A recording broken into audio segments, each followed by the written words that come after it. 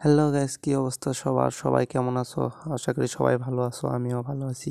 আমরা তিনজন টিমমেট মরে যাওয়ার পর হঠাৎ করে খেয়াল করি ম্যাচে জনি সিং সে কিন্তু একজন পুরনো মাপের খেলোয়াড়।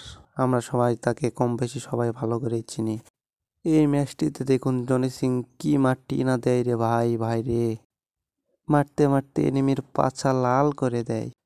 দেখতে থাকুন পুরো ভিডিও, দেখুন যে পুরো ম্যাচ মিলে কি আগুন বরাবর খেলা দেয় রে ভাই।